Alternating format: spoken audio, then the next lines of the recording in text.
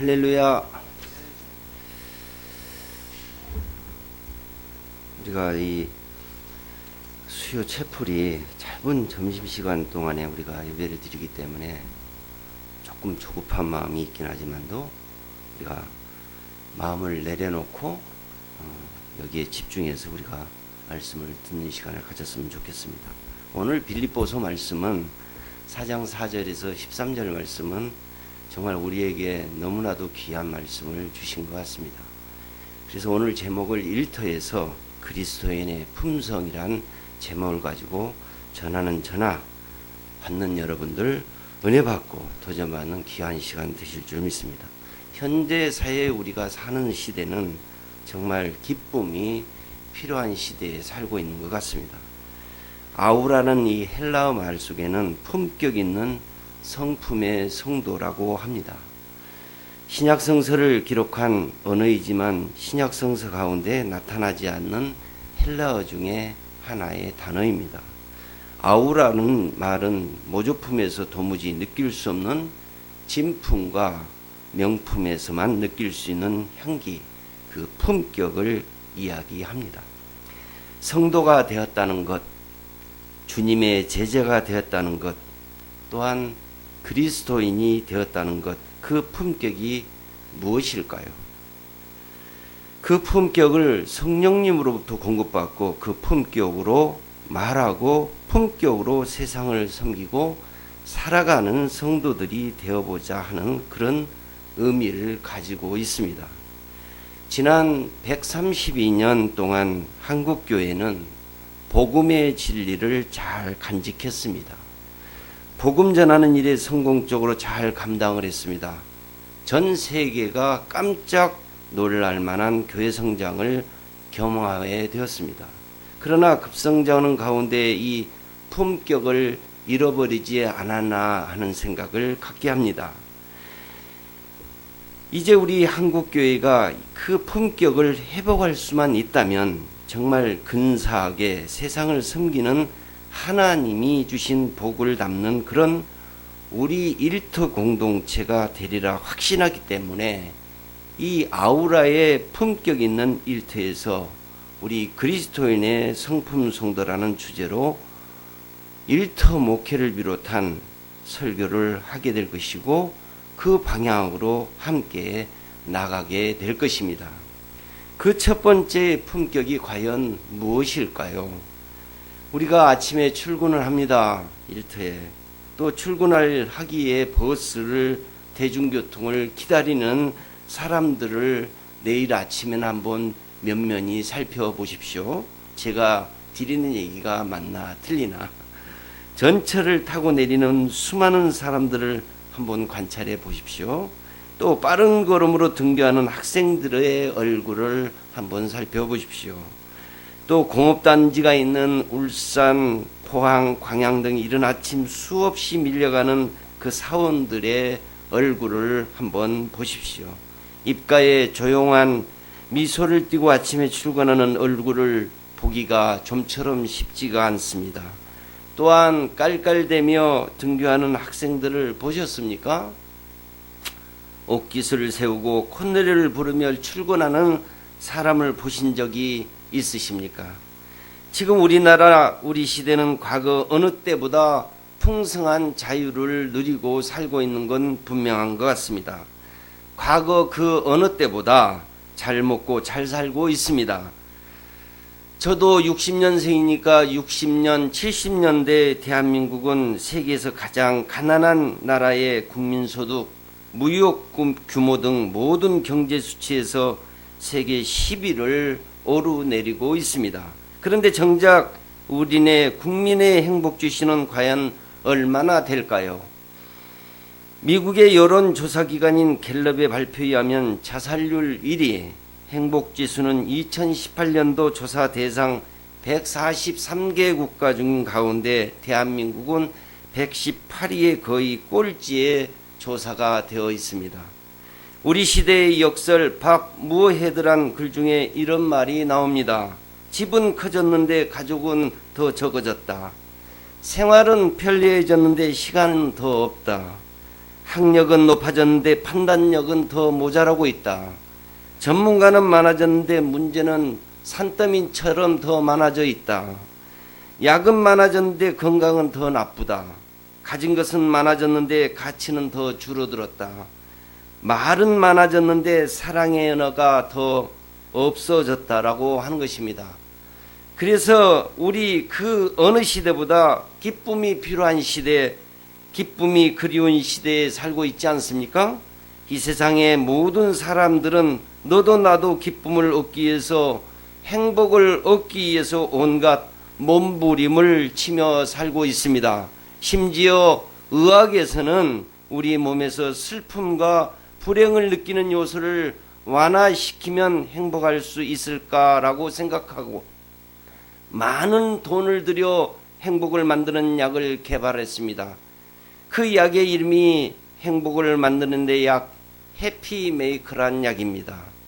공식 승인된 대표적 해피메이커로는 일라이 릴리라는 사회의 프로젝트이란 약품이 있습니다. 인간의 정서를 관장하는 신경 전달 물질인 세로토닉을 조절하는 이 약은 슬픔 기능을 약화시키고 우울증을 치료하는 효과가 있다라고 하는 약입니다. 이 약을 시판한 지 1998년 무렵 한 해에 약 27억 달러, 하나로 약 30조 원에 달하는 경이적인 매출을 기록을 했고, 지금까지 약 2,500만 명 이상의 사람들이 복용을 했다고 합니다. 우울증에 시달리던 영국 다이애나 왕세자비를 비롯하여 전 미국 부통령 엘 고의 아내 티피고 여사가 이 약을 복용했다고 하여 더욱 유명해지기도 했습니다.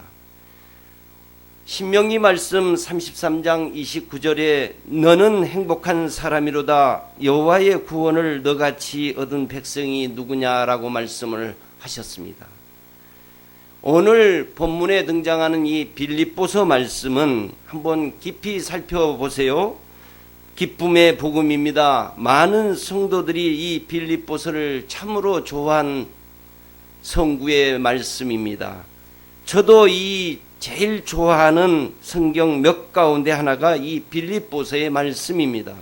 빌립보서는 늘 긍정적이고 희망적인 말씀입니다. 그리고 빌립보서 안에서 고난을 뛰어넘어 항상 기뻐할 수 있는 힘의 파워가 있습니다. 빌립보 교회가 세워지는 과정과 빌립보서의 내용은 깊은 관련성이 있습니다. 고난 가운데 유럽의 첫 교회를 세울 수 있게 되었고, 그 교회가 기쁨이 되고 또 기쁨을 많이 주었던 교회가 바로 오늘 본문에 등장하는 빌립보 교회라고 하는 것입니다. 바울이 제2차 전도 여행 중에 어느 날 밤 환상을 보게 된다고 합니다. 유럽으로 와서 우리를 도와달라는 절규를 듣게 됩니다. 이 말씀은 사도행전 16장 9절 말씀에 있는 말씀입니다. 그래서 바울은 아시아의 전도 여행 계획을 유럽 여행으로 바꾸게 됩니다. 이 바울이 빌립보에 도착하여 복음을 전하는 중 귀신 들린 아이 하나를 고쳐줬다가 아주 큰 곤혹을 치르게 됩니다. 호되게 매를 맞고 감옥에 갇히지요. 이 감옥에서 기도하고 찬송하는 중 옥문이 열리고 이 일로 인한 간수장이 회개를 하고 그 간수장의 온 가족이 예수를 믿게 되는 역사가 일어납니다. 이 사건과 함께 세워진 교회가 바로 빌립보 교회라고 하는 것입니다.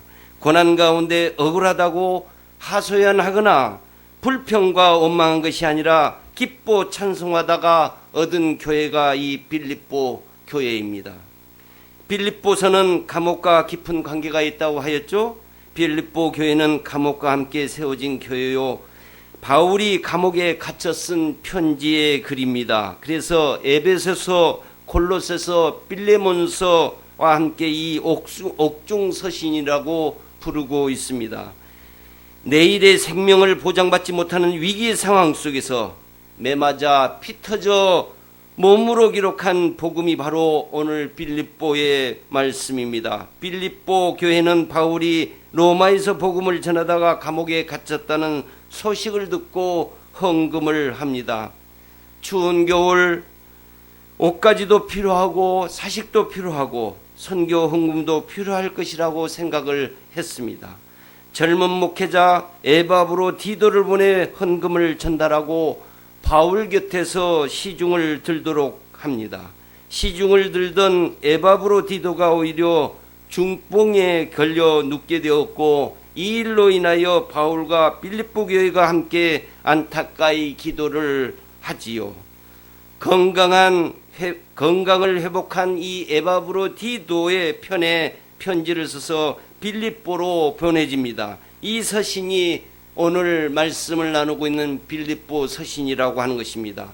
보내준 선물에 대한 감사와 함께 빌립보 교회가 직면한 품격을 잃은 빌립보 성도들 교회적 문제들에 대한 복음적 대답을 적어서 보낸 글입니다. 그 중심에 흐르는 내용이 바로 오늘 본문에서 얘기한 아주 하이라이트의 말씀인 기뻐하라라고 하는 것입니다. 빌립보 교회의 별명이 기쁨의 복음입니다. 교회 생활의 기쁨을 잃어버리면 모든 것을 잃어버립니다. 교회와 비전을 같이 하고 하나님 살아계심을 믿고 서로 사랑하고 기뻐하라고 얘기하고 있습니다. 이처럼 잠누스 솔로몬 서치 우리 회사 공동체인 솔로몬 일터교회 우리 모든 성도들은 하나님이 기뻐하시는 회사로 에베소서 말씀 5장 10절 표처럼 하나님 살아계심을 믿고 서로 사랑하고 기뻐하라고 얘기하고 있습니다. 빌립보서는 넉 장에 걸쳐서 104절로 구성된 짧은 서신입니다. 이 4장 안에 기쁨과 관련된 단어가 제가 읽으며 점검해 보니 20번 이상이 나옵니다. 1장 4절 말씀을 보겠습니다. 간구할 때마다 너희 무리를 위하여 기쁨으로 항상 간구함으로 라고 시작을 하여 4장 4절에서는 주 안에서 항상 기뻐하라, 내가 다시 말하노니 기뻐하라 라고 말씀해 주고 계십니다.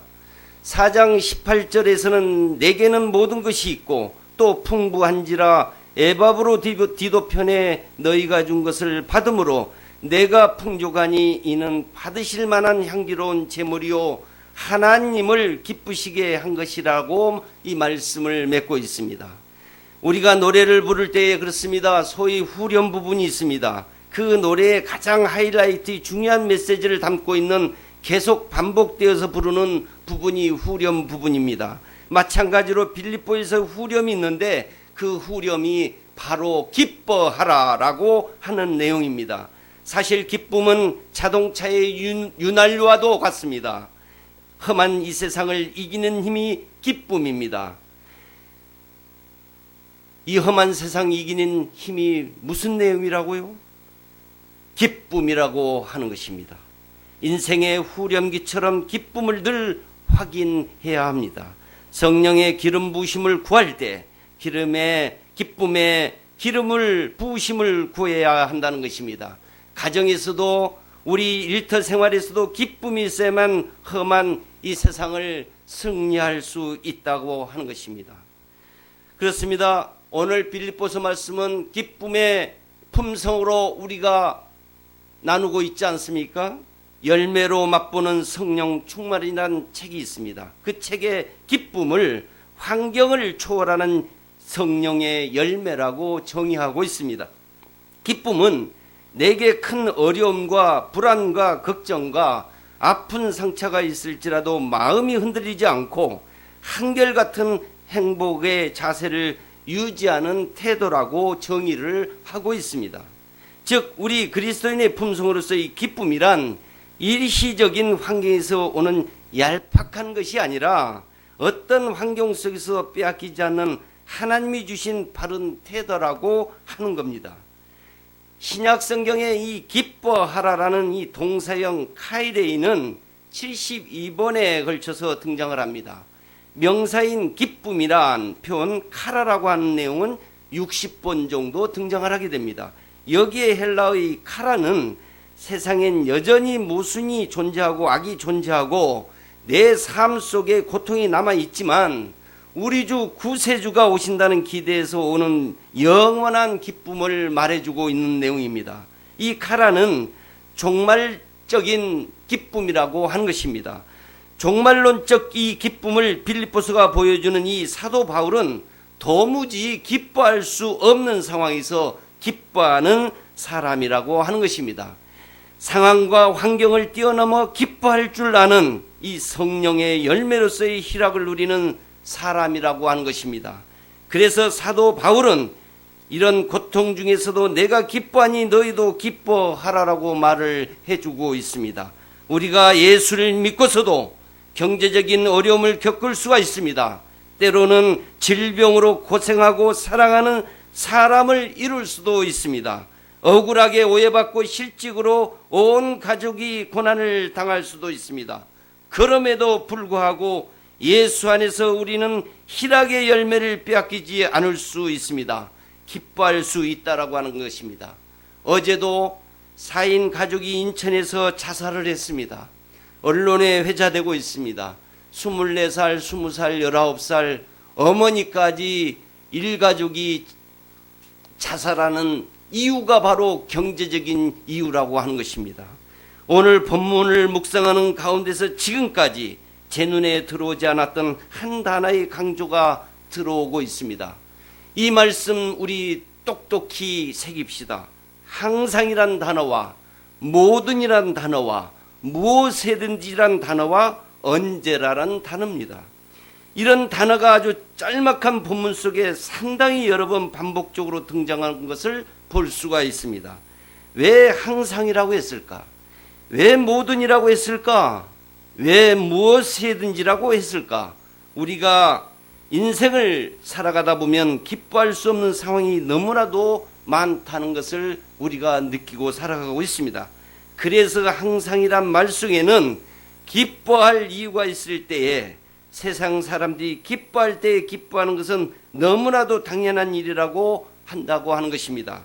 그러나 기뻐할 수 없는 상황에 도무지 감사할 수 없는 상황 속에서 정말 기도할 수 없는 아주 절박한 상황 속에서도 그래도 뭐라고? 기뻐하고 감사하고 기도하라라고 항상을 쓰고 있다고 하는 내용인 것입니다. 바울은 착한 일을 했다가 감옥에 갇히게 되었습니다. 이것은 땅을 치고 분통을 터뜨릴 만한 일입니다. 하나님 정말 살아계십니까? 불평하고 원망해야 될 일이라고 하는 것입니다. 이런 억울한 일을 당했을 때 땅을 치고 통곡하라고 말하지 아니하고 오히려 뭐라고? 사도 바울은 기뻐하라라고 얘기하고 있다는 것을 우리에게 들려주고 있습니다. 어렵사리 세워진 이 빌립교회 교인들은 무서운 핍박에 직면하고 있었습니다. 그런데 빌립보 교인들은 이것을 깨닫지 못하고 자기들끼리 부딪혀서 분열을 일으키고 있는 내용이 등장을 합니다. 어떻게 보면 철없는 교인들입니다. 그래, 잘 놀아라. 너희들은 구제불능이다. 생각이 그것밖에 안 되냐 하고 빌립보 교인을 향하여 호된 책망을 할 만한 상황이었습니다. 그럼에도 불구하고 사도 바울은 감사했고 기뻐했고 또 내가 감옥에 갇혀서 기뻐하듯이 너희들도 그런 상황 속에서도 어떻게 기뻐하라라고 얘기하고 있습니다. 이것이 우리 믿음을 갖고 있는 그리스도인들의 품성이라고 하는 것입니다. 우리가 살아가다 보면 참 억울한 일이 너무 많이 있죠. 분통을 터뜨릴 만한 일이 너무나 많이 있습니까? 우리 기쁨을 빼앗아가는 일들이 얼마나 많이 있습니까? 정말 세상 향하여 주먹 한번 휘둘러 보고 싶은 그런 삶의 환경이 얼마나 많이 있습니까? 그때 오늘 본문은 우리에게 그래도 기뻐하라, 항상 기뻐하라라고 말씀을 합니다. 그리스도는 항상 존재입니다. 상황과 환경 따라 좌우되는 것이 아니라 일터 속 그리스도인이라고 하는 존재 자체부터가 행복할 수 있는 사람이라고 하는 것입니다. 예수 안에서 항상 기뻐하는 전천후 신앙이라고 하는 것입니다. 월요일엔 원래 기쁜 날이었다. 화요일엔 화가 나도 기뻐하는 날입니다. 수요일은 수도 없이 기쁜 날입니다. 목요일은 목청을 높여 노래하고 기뻐하는 날입니다. 금요일엔 금세 기뻐하고 또 기뻐하는 날입니다. 토요일엔 톡톡 튀는 기쁨으로 기뻐하는 날입니다. 주일엔 주 안에서 하루 종일 기뻐하는 날입니다. 바로 이게 우리네 삶이라고 하는 것입니다. 이것을 성경은 종말론적 기쁨이라고 합니다. 그렇습니다. 우리는 사도 바울의 품성에서 기쁨의 의미를 참 쉽게 설명하고 있습니다. 한마디로 끝내버립니다. 뭐라고? 주 안에서 기뻐하라라고 끝내고 계십니다. 본문 오늘 4장 4절 말씀 보십시다. 주 안에서 항상 기뻐하라. 내가 다시 말하노니 기뻐하라. 10절에서도 내가 주 안에서 크게 기뻐하면 너희가 나를 향하던 것이 이제 다시 싹이 남이니 너희가 또한 이를 위하여 생각은 하였으나 기회가 없었느니라 라고 말을 합니다. 13절 보실까요? 마지막 절, 내게 능력 주시는 자 안에서 내가 모든 것을 할 수 있느니라. 이 말도 결국 주 안에서 기뻐한다라는 뜻을 담고 있습니다. 3장 1절에서도 주 안에서 기뻐하라고 했습니다. 기뻐할 조건이 복잡한 것이 전혀 아니라고 하는 것입니다. 우리가 기뻐할 수 있는 이유는 분명하고 단순하게 우리에게 들려주고 있습니다. 주 안에서입니다. 주 안에서. 바울의 신학은 한마디로 주 안에서 엔 크리스토의 신학이라고 하는 것입니다. 바울 서신 중에 주 안에서, 예수 안에서 이 말이 무려 132회나 나옵니다. 여기 주 안에서의 기쁨은 구원 얻은 기쁨이요 절대적인 기쁨이라고 하는 것입니다. 찬양 속에 구원함을 얻은 기쁨 세상에서 제일이라, 영광이길 허락하신 내 주 예수 찬양하네라는 가사가 있지요. 죄사함을 받고 하나님의 자녀가 된 이 기쁨을 절대로 빼앗기지 않는 기쁨이라고 하는 것입니다. 상실되지 않는 기쁨이라고 하는 것입니다. 우리가 하늘나라 들어가는 것이 확실한데 이까지 문제가 뭐가 대수야. 천당과 영생이 이토록 틀림없는데 영원하지 않는 이 땅의 고난과 슬픔이 어찌 나를 이길 수가 있습니까? 기독교는 앞을 보아도 예수요, 뒤를 보아도 예수요, 위에서 내려보아도 예수요, 속을 뒤집어 까놓고 봐도 예수라고 하는 것입니다.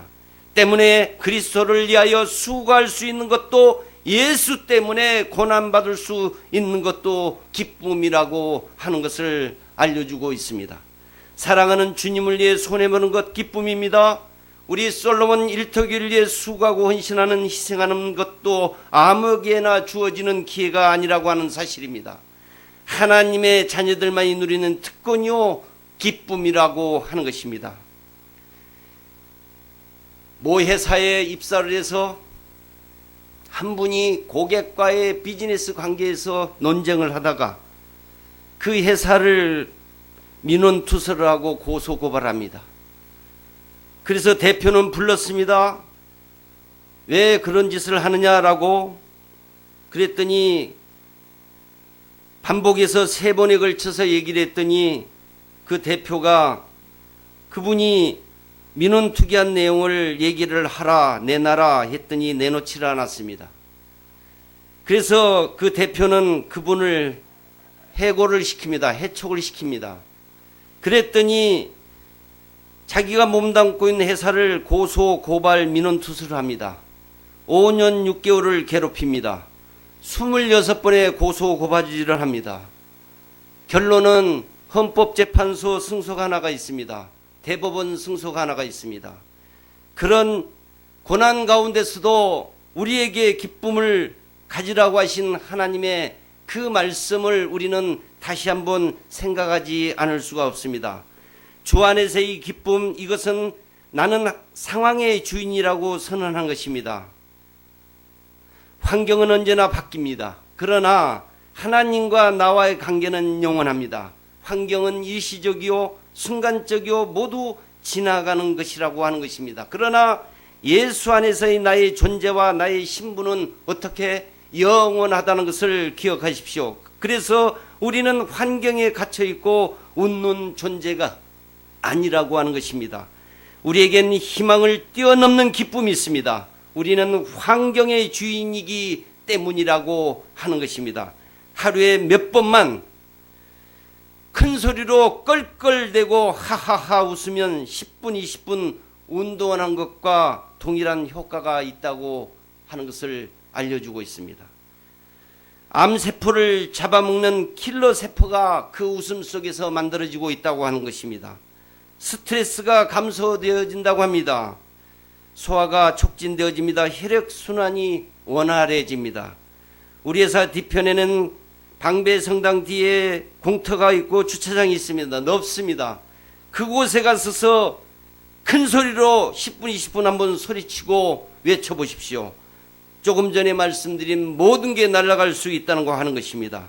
하루에 어린아이는 400번 정도 웃는다고 합니다. 놀라지 마십시오. 서양 사람들은 하루에 80번 정도 웃는다고 합니다. 우리나라 사람들은 하루에 13번 미소를 짓는다고 합니다. 큰 소리로 웃는 것은 아닙니다. 우리나라 사람들은 웃음의 근육이 발달되어 있지 않다고 합니다. 외국인들은 우리나라를 방문한 사람들은 가는 사람마다 북한군과 전쟁하러 가는 줄 알았다고 하는 것입니다. 출근하는 사람들이 아닙니다. 백화점에 온 사람들이 아니라 전쟁터에 가는 사람인 줄 알았다고 합니다. 얼굴이 무섭습니다. 웃으면 건강에 좋기 때문에 웃으라고 하는 것이 아닙니다. 이것이 바로 주 안에서의 기쁨이요, 성품으로서의 기쁨이요, 존재로서의 기쁨이라고 일러주고 있습니다. 찬양 속에 못 부르는 찬양을 제가 불러보겠습니다. 이 가사를 음미해 보십시오. 주 안에 있는 나에게 딴 근심이 있으랴 십자가 밑에 나아가 내 짐을 풀었네. 주님을 찬송하면서 할렐루야 할렐루야 내 앞길 멀고 험해도 나 주님만 따라가리. 그렇습니다.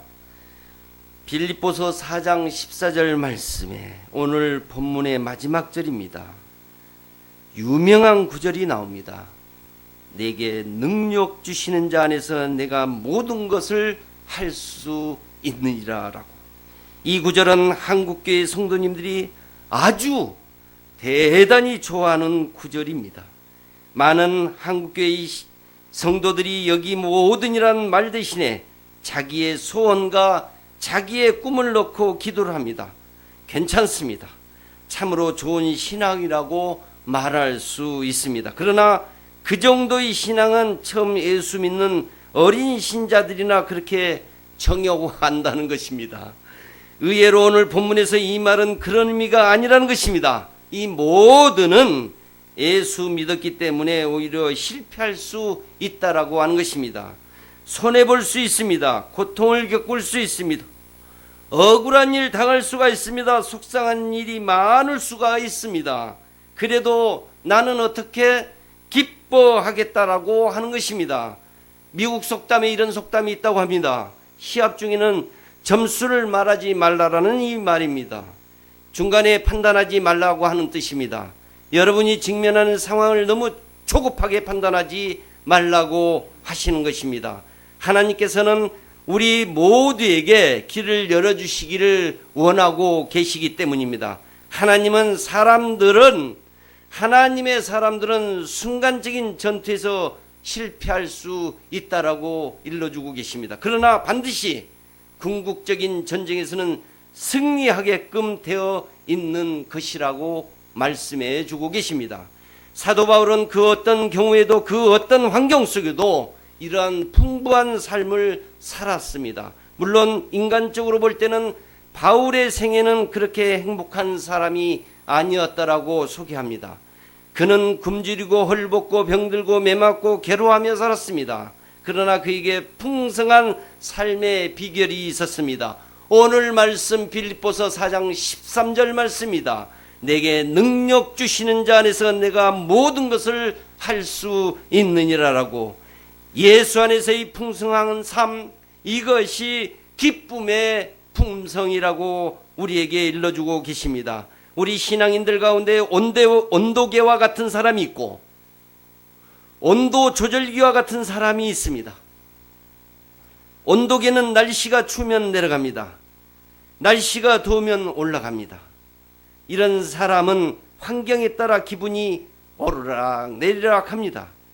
신앙생활이 오르락 내리락 합니다. 기쁨이 오르락 내리락 합니다. 온도 조절기는 날씨가 추우면 조절기로 옵니다. 조절기에 따라 방안 온도가 오히려 달라집니다. 날씨가 더우면 조절기를 내리게 됩니다. 그렇습니다. 안으로부터 오히려 온도를 조절합니다. 환경에 지배당하는 삶이 아니라 환경을 지배하는 삶입니다. 이것이 바로 크리스찬의 기쁨의 일터품성이라고 일러주고 있습니다. 우리의 삶을 지배하고 있는 온도계를 보면 어떤 사람은 돈이 온도계요, 주식이 온도계입니다. 그렇습니다. 우리 그리스도인은 예수 안에서 모든 일을 할 수 있습니다. 그리스도인은 어떤 환경에서든지 기뻐하며 삽시다. 고난과 고통 중에서도 기뻐하며 살 수 있습니다. 기쁨의 품성은 환경을 초월하며 맺히는 성령의 열매인 것입니다. 악한 환경과 고통과 상황에 훌쩍 뛰어넘는 맺히는 열매라고 하는 것입니다. 해피메이커의 약국에 있는 것이 아닙니다. 바로 우리 안에 해피메이커들이 있다고 하는 것입니다. 행복을 만드는 약은 예수 안에 있습니다. 믿음 안에 있습니다. 당당히 선언하고 살아가십시다. 말씀을 맺습니다. 우리 모두의 기쁨의 성품이 여러분들 가운데 가득하기를 주의 이름으로 축복합니다. 기쁨의 언어와 축복의 언어만 가득되시기를 축원합니다. 우리 모두에게 가는 길에 기쁨이 나누어지는 행복한 일터 전도사로서의 살아갈 수 있도록 우리 주 예수 그리스도 이름으로 축원드립니다.